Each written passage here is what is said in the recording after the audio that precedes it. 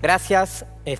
La verdad, un placer poder compartir con ustedes un ratito de experiencias, básicamente, que yo creo que es lo más rico, lo más enriquecedor para pensarnos a nosotros mismos como docentes, ¿no? Hay mucha teoría y está todo bien con la teoría, pero no hay mejor enseñanza que el compartir experiencias, que circulen los problemas, que el que compartamos nuestras tensiones, nuestras contradicciones y nuestras búsquedas por sobre todas las cosas. En ese sentido, lo que yo intento hacer en esta charla es, más que nada, narrar una experiencia biográfica, personal, que tiene que ver con mi vocación, ¿no? La palabra vocación es una palabra muy interesante, porque es una palabra que tiene, no sé si sabían, un origen religioso, ¿no? Porque vocación, en realidad, en latín significa algo así como voz, ¿no? Viene de voz, no algo así, viene de voz, de la palabra voz. Y es como una voz interior que se supone que está en nosotros y a la que debemos escuchar para reconocer quiénes somos y qué debemos, en todo caso, realizar. Esa influencia de esta narrativa religiosa hace que uno esté como todo el tiempo muy pendiente de escucharse a sí mismo para entender por dónde pasa la cosa y a veces como cortar, ¿no? Lazos, cortar vínculos con un entorno social que también nos condiciona. La vocación, en todo caso, es esa tensión entre lo que uno cree que tiene que ser y lo que la sociedad exige de uno. Y en el caso de la docencia es un lugar bastante particular, un lugar bastante extraño, un lugar en el que todavía nos cuesta afirmarnos como para entendernos dónde estamos, ¿no? A mí me pasa muchísimo en estos últimos tiempos, a partir, de la exposición mediática, sobre todo gracias a Canal Encuentro y a los programas de filosofía que hacemos, que muchos chicos se me acercan a contarme, cómo les gustan los programas de filosofía y que quieren estudiar filosofía. Y la pregunta letal que me hacen en algún momento es, yo quiero estudiar filosofía, pero ¿de qué voy a trabajar además de docente? Es una herida en el corazón, porque a mí cuando me preguntan a qué te dedicas, yo no digo que soy licenciado en filosofía, digo docente. O sea, yo soy docente, me dedico a la docencia. Entonces la pregunta de ese chico que me dice, además de docente, me hiere, pero es doble problema. Primero, de qué va a trabajar un filósofo ya es todo un problema. Pero además, que la docencia esté vista como algo negativo, me parece un problema mayor, ¿no? Básicamente porque creo que la filosofía y la docencia son específicamente lo mismo. Creo que todos los docentes hacemos filosofía. El tema es qué tipo de filosofía hacemos. Creo que un profesor de biología hace filosofía, que un profesor de historia hace filosofía, cuando construyen en el aula un espacio de transferencia para que los chicos piensen y alcancen por sí mismos sus propios procesos de reflexión, de cuestionamiento, de adquisición del conocimiento. Y creo que hay muchos profesores de filosofía que paradójicamente no hacen filosofía, sino que enseñan historia lineal de la filosofía, que no es lo mismo. Pero hacer filosofía es un acto mayéutico, es parte de una vocación que tiene que ver con aquellos que elegimos esta profesión / vocación, que es la transferencia con el otro.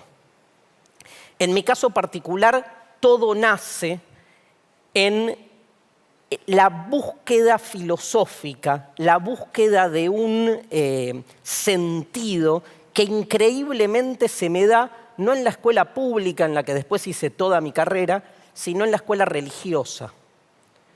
Cuando me preguntan, ¿dónde descubriste, que te gustaba la filosofía? A mí me pasó algo muy extraño, ¿no? Yo hice la primaria en un colegio religioso. Entonces todo el tiempo me hablaban de Dios, de Dios, de Dios, de Dios. Y entonces, ¿a qué me dedicaba? A pensar a Dios. O sea, algo no me cerraba. Algo no me cerraba, pero la circulación de la temática hizo que de alguna manera me encontrara con ese tema. Me acuerdo que el tema digamos, me apesadumbraba fuertemente, me generaba hasta mucha angustia, porque no podía entender, o sea, escuchaba lo que me enseñaban, lo que me exigían, en todo caso, que ejecutara también, porque la dogmática tiene eso. No es solo una explicación, es una normativa. Y lo que me generaba a mí era mucho rechazo. Y entonces, increíble y paradójicamente, se me abrió la posibilidad de pensar, ¿y si no? ¿Y si es sin Dios? ¿Y si es otra cosa de la que me dicen? Y desde ese lugar, casi por negación, como cuando uno se pelea con sus padres, fui encontrando un camino que hasta ese momento desconocía. Me acuerdo la primera reflexión filosófica que tuve. Uno puede recordar su primer insight filosófico, o sea, la primera pregunta existencial la tuve más o menos a los 6, 7 años. Me acuerdo que estábamos ahí en una clase y una maestra dijo, bueno, Dios creó el mundo.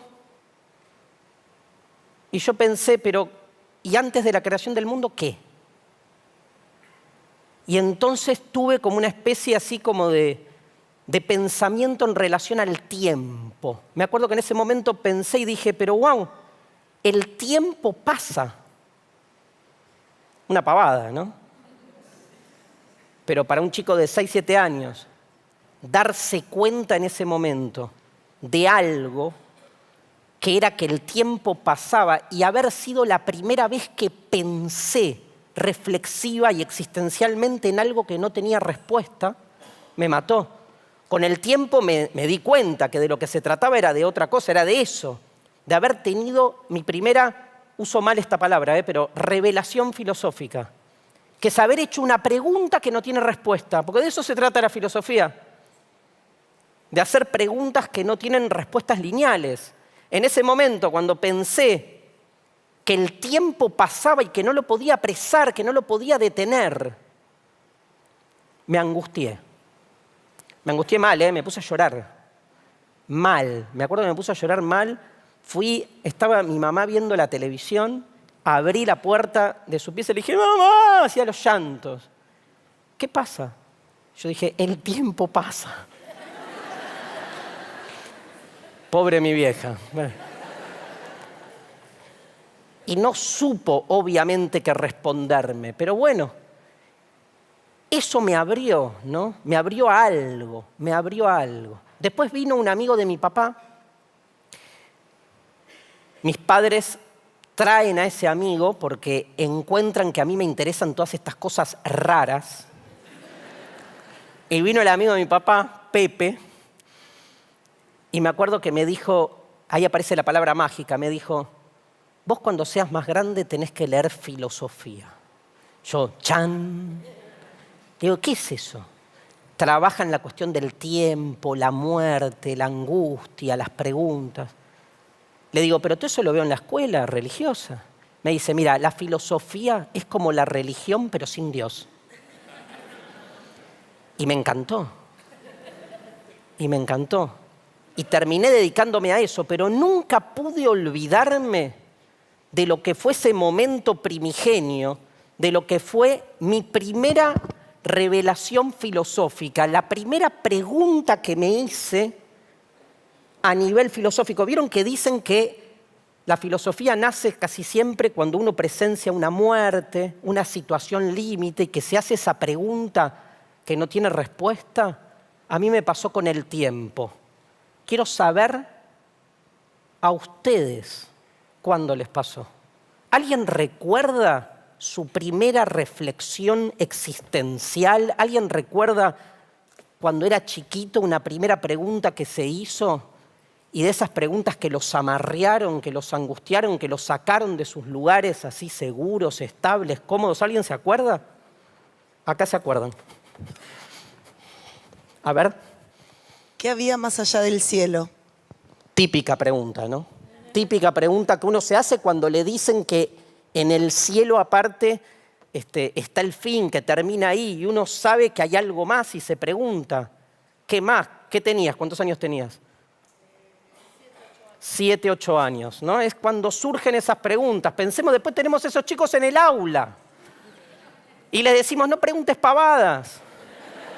Y en realidad es el nacimiento, el origen de la reflexión. ¿Alguien más? ¿Alguna pregunta de ese tenor? Me levantan la mano justo los que están del otro lado.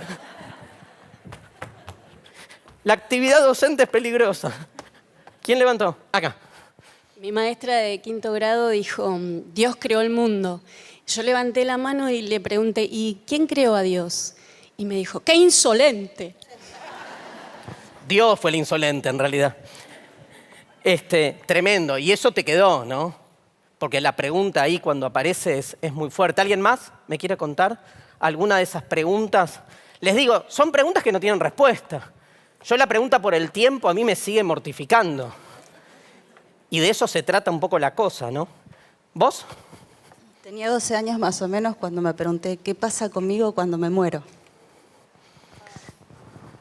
Esa es la pregunta. La pregunta, se dice que la muerte y el origen son como las dos situaciones límites que originan a la filosofía. Porque son esas preguntas que en definitiva no tienen una respuesta exacta. Cuando tenía 6, 7 años me preguntaba si cuando cierro los ojos se van las cosas. Tremendo. Eso se llama solipsismo. El solipsismo, solus ipse, que es que solo existe uno mismo, ¿no? Y entonces piensa que todo lo demás, cuando uno de algún modo cierra los ojos o duerme o se apaga a sí mismo, en ese momento, ¿no? Piensa que todo está hecho para uno. Esa manera de pensar no está ni bien ni mal, es una manera de pensar que tiene que ver con nosotros, que tiene que ver con nuestro yo, porque en realidad de lo único que podemos dar certeza, en principio, es de nosotros mismos. La primera, eso lo formuló muy bien René Descartes, ¿no?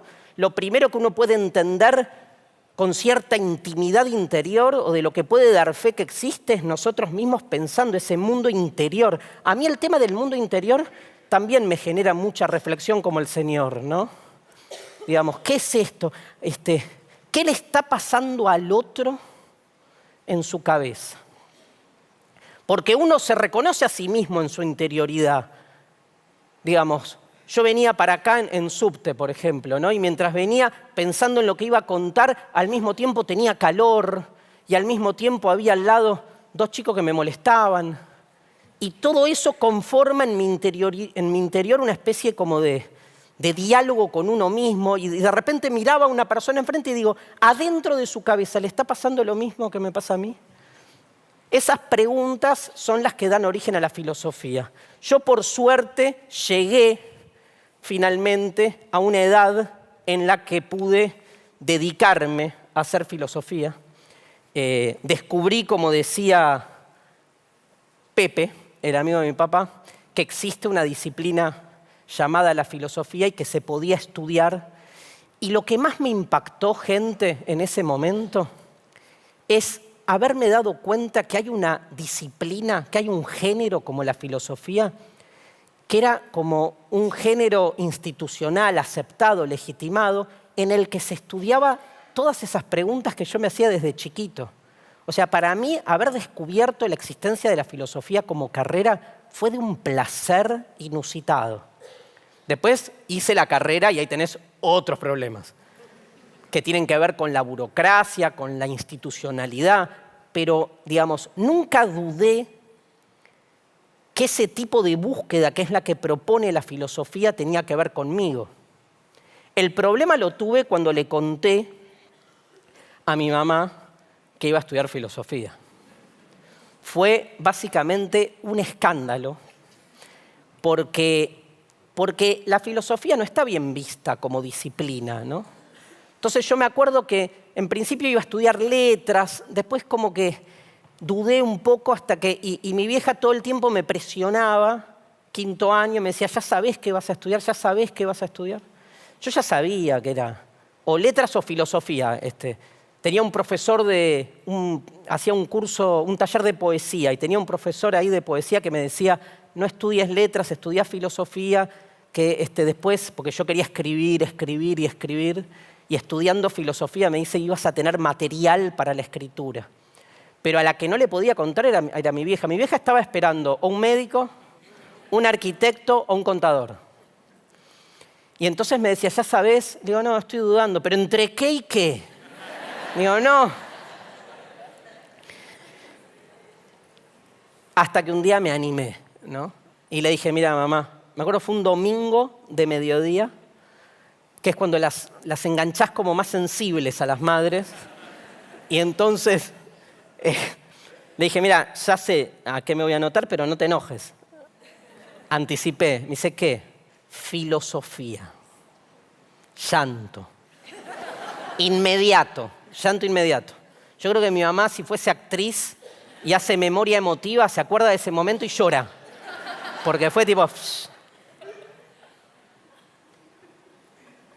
Y lo que me dijo en ese momento, no solo no me lo olvido más, sino que marcó después toda mi carrera filosófica. Me dijo, ¿por qué me tocó un hijo tan anormal?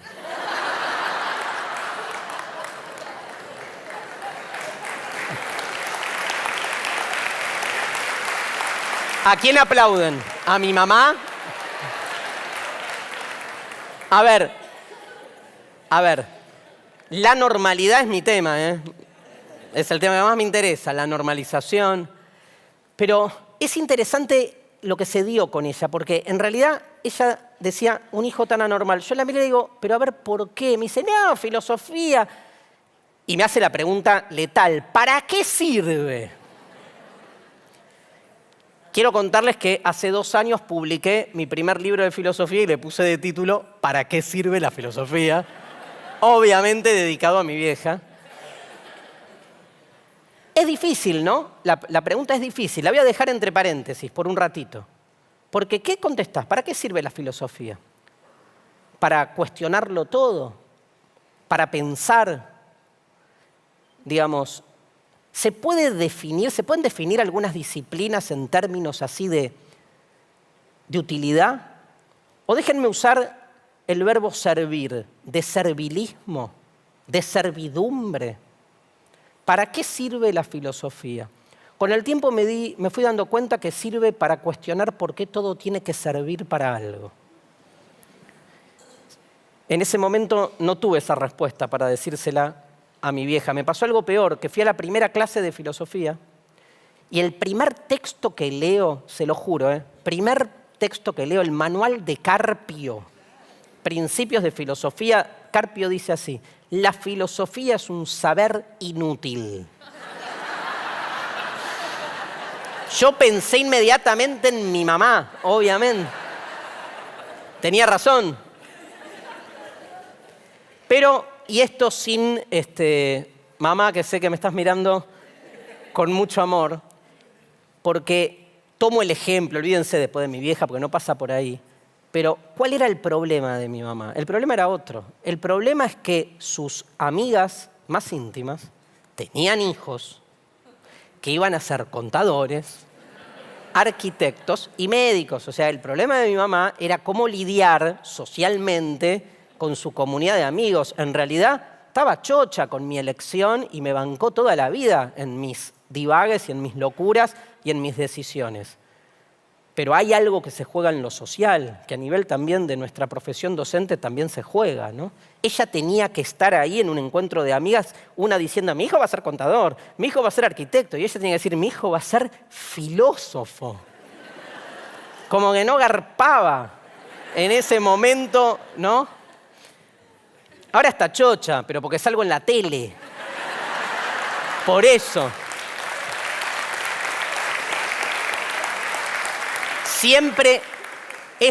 Yo siempre le exijo y espero, está grande ella y espero que algún día lo cumpla. Yo siempre le digo, yo te agradezco cada vez que ve un programa, una entrevista, me llama o ve escrito en un diario alguna nota, me llama para felicitarme. Nunca vino a verme dar clase.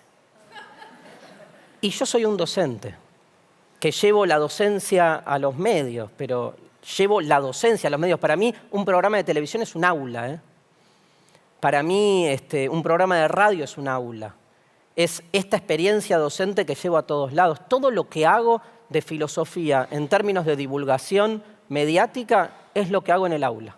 Vengo de dar clase corriendo en esa lógica. Hay una continuidad y me parece que esto es lo interesante. Todos los que somos docentes estamos todo el tiempo generando una puesta en escena. Y en la medida en que generamos la transferencia y logramos que esto suceda, me parece que ahí algo está funcionando. Les quería contar, ya para ir cerrando, justamente cuándo fue que descubrí que lo mío era la docencia. Fue muy particular, porque yo me daba cuenta que algo de eso había, porque a mí me interesaba mucho el diálogo, me interesaba mucho compartir las experiencias. Ni bien empecé a estudiar la carrera, me daba cuenta que me juntaba con mis amigos, con mis compañeros, y era yo el que explicaba. Y había algo, había como una gratificación en agarrar una idea difícil y poder como desplegarla, abrirla y que se entienda. No sé si les pasa a ustedes como docentes que es cuando vos ves que el otro hace como esa sinapsis y te dice, claro, era por acá, ya es como un orgasmo docente. Es una categoría nueva esa. No la hagan en la cama, es en el aula. Y entonces tenía 23, 24 años y me enteré con unos compañeros que estaban buscando auxiliares para trabajar en el CBC de la UBA, que en ese momento explotaba de alumnos. Y entonces me presenté y quedé como medio seleccionado para dar clases de pensamiento científico, porque yo había cursado lógica y epistemología y con notas buenas, estaba en la mitad de mi carrera, poco menos, y me seleccionaron. Y pensé que en algún momento me iban a hacer una prueba, algo. Yo nunca había dado clase arriba de digamos, enfrente de alumnos, nada. Y un domingo a la noche me llama por teléfono la que era la titular de cátedra, me dice, ¿vos estabas en el listado? Sí. Bueno, el martes empezás. ¿Empiezo qué? A dar clase. ¿Cómo? Sí. Tenés que estar a las 7 de la mañana en la sede Drago del CBC, en el barrio de Coglan, aula 4, te presentás, ahí te van a dar unos papeles y empezás a dar clase. ¿Y qué hago? ¿Qué digo? ¿De qué hablo? Me dice, bueno, ahora te mando una cantidad de textos. Igual lo importante es que para ese martes prepares el primer texto, que es un texto, me acuerdo hasta hoy, de Ernest Nagel, que se llama La ciencia y el sentido común. O sea, un texto en el cual yo tenía que agarrar el conocimiento científico de un lado, el conocimiento del sentido común del otro y hacer comparaciones. Por suerte, por esa cuestión del destino, lo tenía el texto, porque lo había estudiado yo cuando había hecho el CBC. Y entonces dije, tranqui, me pongo a preparar el texto. No dormí más. Desde ese domingo a la noche, agarré un texto que tiene, capítulo 1, debe tener 10, 12 páginas. Lo estrujé, lo exprimí, armé cuadros de doble entrada, me armé toda la clase, tenía así como papeles, como acá, papeles, papeles, papeles, con toda la clase armada, la repetía, iba a caminar y repetía la clase, pero con un temor, gente, con una idea de ¿y con qué me voy a encontrar? Y obviamente de lunes a martes no dormí. Me tomé el colectivo 93, me fui hasta Drago, llego, yo había cursado el CBC en Drago, y cuando ingreso, pregunto por el aula 4, me dicen, el aula magna.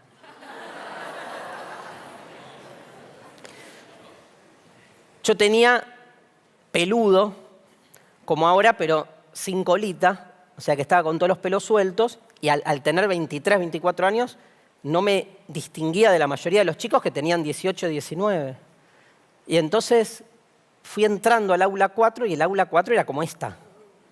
Sigue siendo. 400 alumnos entro. Y entro y hay como una tarima, ¿no? Y entonces me fui acercando, pero así, y como sin querer mirar a los alumnos y empiezo a escuchar, subo la tarima y en el momento que subo la tarima empiezo a escuchar todas las voces que empiezan como a callarse. Y obviamente escucho, yo no sé si fue real o no, pero escucho una carcajada. Yo pensé, alguien se está riendo de, mirá el peludo este que sube ahí. Ja, ja, ja, ja, ja. Me fui metiendo para adentro, ¿eh? Era como, en ese momento sentía que me iba disminuyendo, pero a nivel físico. Transpiré. Me salió todos los síntomas. Estaba ahí y entonces iba escuchando, al final hay como que se produce como un silencio, me doy vuelta y primero con la vista abajo, miro así de reojo, a todos les habrá pasado, ¿no? La primera vez. Vi todas caras, a todos les veía cara de... tipo, sos un tonto, como que... o que me estaban por tomar prueba algo. Y en ese momento agarré los papeles, no los veía. O sea, ahora no veo nada porque perdí la vista, pero en ese momento estaba todo escrito y no veía nada. Me acuerdo de un cuento de... no, en Rayuela, Cortázar dice, cuando uno de repente tiene ante sí un papel y las letras se vuelven hormigas. Es hermoso ese texto de Cortázar. Bueno, eso me pasaba, hormigas que se iban corriendo. O sea, no podía nada, no sabía qué decir. Entonces, así metido para adentro, dije, bueno, hoy vamos a hablar del texto de Ernest Nagel, La ciencia y el sentido común. Nagel es un autor, epistemólogo. La epistemología, ¿saben lo que es la epistemología? Empecé a sentir, gente, que las palabras me salían. Pero les juro, como que me abrí. Y agarré los papeles, los tiré, los apoyé al lado en la mesa. Y la epistemología es una ciencia que estudia filosóficamente y vi que todos los chicos de repente empezaron a sacar las cosas y a anotar lo que yo decía y que cuanto menos buscaba lo que quería decir, más fluían las palabras y ese texto que me había fagocitado estaba ahí como un manantial saliendo, como un volcán. Salía y todo lo escuchaba y lo sentía bello aparte, o sea, disfrutaba. Y el cuerpo se me fue agrandando y todos estaban anotando y bajé de la tarima y empecé a caminar en ese aula 4 de la que vengo hoy, porque 25 años después tomé la decisión de no dejar nunca de dar clase ahí, en el CBC de la UBA. Cambié de materia, pero sigo trabajando. Pero ese momento fue un momento para mí epifánico. En ese momento dije, mientras lo disfrutaba y veía que las palabras me salían y que todo el mundo anotaba, dije, esto es lo mío. Nada más, dije, esto es lo mío. Yo sé que me voy a dedicar a esto. No sé qué voy a enseñar, no sé dónde. Imagínense que en ese momento tenía nada de edad, pero yo sabía que lo mío iba por ahí. Por eso, para ir cerrando, cuando ya de más grande me topé con uno de los textos más maravillosos para mí que explica lo que es un docente, lo que es alguien que se dedica a la crítica de la cultura, al cuestionamiento, que es un texto complejo pero fascinante de Nietzsche, que se llama Consideraciones intempestivas. Tiene ahí un capítulo que lleva como nombre Schopenhauer como educador, que es fascinante, muy disruptivo, muy provocador. Pude entender qué era lo propio, ¿no? ¿A qué se dedica un docente? En ese momento, lo que entendí era lo siguiente. Traté de comprender cuál era nuestro oficio. Traté de comprender cómo nos teníamos que relacionar con los chicos. Y lo entendí de esta manera. Miren, hago como una paráfrasis y explico lo que yo encontré en ese texto de Nietzsche con un ejemplo inventado. Imagínense que nos toca dar clase en un colegio hiperreligioso donde todos nuestros alumnos creen enfática y dogmáticamente en la existencia de Dios. ¿A qué me voy a dedicar? A molestarlos. No quiero que dejen de creer en Dios, Quiero molestarlos. Quiero que piensen. Si después del proceso de pensamiento elegís creer en Dios, te felicito. Si elegís dejar de creer, te felicito. Te felicito siempre que haya proceso, que haya ejercicio, que haya una vocación de querer pensar y cuestionarlo todo, que haya autonomía. Entonces voy a hacer lo imposible para demostrarte que esa afirmación o esa certeza absoluta de la que partís puede ser de otra manera. Y si cuando termina la hora, y como somos docentes y necesitamos muchos trabajos para llegar a fin de mes, me cruzo a un colegio de enfrente y entro en un aula donde todos mis alumnos están 100% convencidos de que Dios no existe, lo contrario, ¿a qué me voy a dedicar? A molestarlos. Voy a encontrar los 1001 argumentos para demostrar que hay algo que no cierra cuando afirmamos tan taxativa y dogmáticamente que Dios no existe. ¿Quién puede afirmar tamaña certeza con tanto absolutismo de conocimiento? ¿Quién puede realmente negar desde tamaña omnipotencia? O sea, no voy a hacer otra cosa que cuestionar y que cada uno de ellos piense si lo que cree está debidamente o no argumentado. Muchos terminarán reconfirmando su ateísmo, muchos tal vez no, pero yo pude hacer mi trabajo, que es cuestionar, molestar, generar un espacio de pensamiento. Y si cuando termina la jornada alguien que me estuvo mirando viene, se me acerca y me dice, Darío, sos un poco esquizofrénico. En un colegio dijiste que Dios no existe y en el otro colegio hiciste lo imposible por demostrar que Dios existe. Por favor, ¿en qué crees vos? Mi respuesta es simple, no importa, soy docente. Gracias.